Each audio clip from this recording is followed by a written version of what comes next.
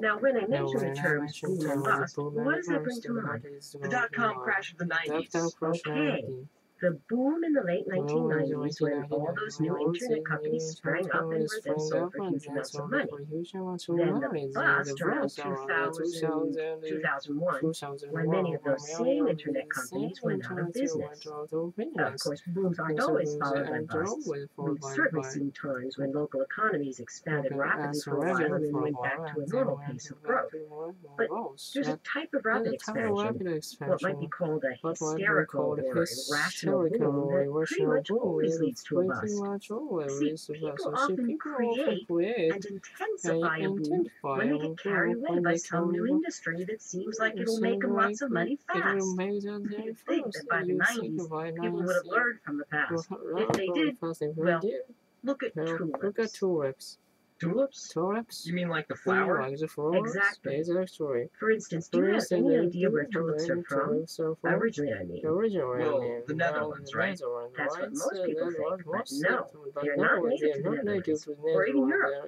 Tulips actually hail from an area the Chinese call the Celestial Mountains in Central Asia, a very remote mountainous region. It was Turkish nomads who first discovered tulips and spread them slowly westward. Now, around the 16th century, Europeans were traveling to Istanbul in Turkey as merchants and diplomats, and the Turks often gave the Europeans tulip bulbs as gifts, which they would carry home with them. For the Europeans, tulips were totally unheard of, a great novelty.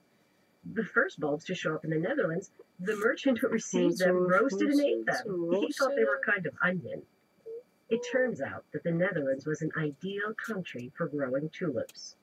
It had the right kind of sandy soil, for one thing, but also it was a wealthy nation with a growing economy, willing to spend lots of money on new exotic things. Plus, the Dutch had a history of gardening. Wealthy people would compete, spending enormous amounts of money to buy the rarest flowers for their gardens. Soon tulips were beginning to show up in different colors as growers tried to breed them specifically for colors which would make them even more valuable. But they were never completely sure what they would get. Some of the most prized tulips were white with purple streaks, or red with yellow streaks on the petals. Even a dark purple tulip that was very much prized. What happened then was a craze for these specialized tulips. We call that craze tulip mania.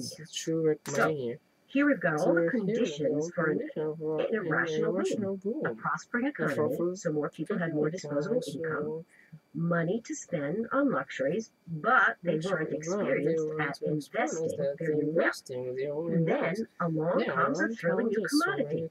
Sure, the first specimens were just plain old red tulips, but they could be bred into some extraordinary variations, like that dark purple tulip. And finally, you have an unregulated marketplace. No government constraints, where prices could explode, and explode they did, starting in the 1630s. There was always much more demand for tulips than supply. Tulips didn't bloom frequently like roses.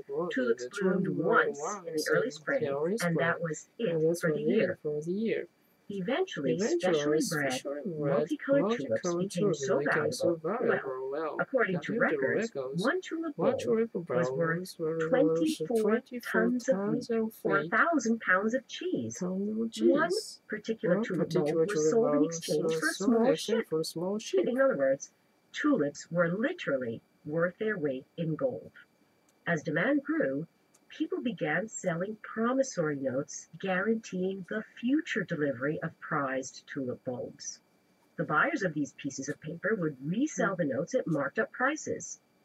These promissory notes kept changing hands from buyer to buyer until the tulip was ready for delivery. But it was all pure speculation because, as I said, there was no way to know if the bulb was really going to produce the variety, the color that was promised. But that didn't matter to the owner of the note.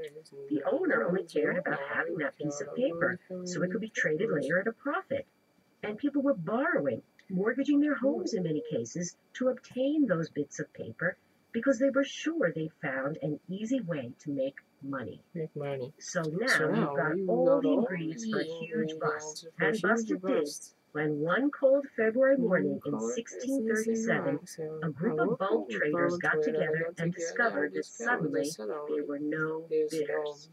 Nobody wanted to buy. Panic spread like wildfire, and the tulip market collapsed totally.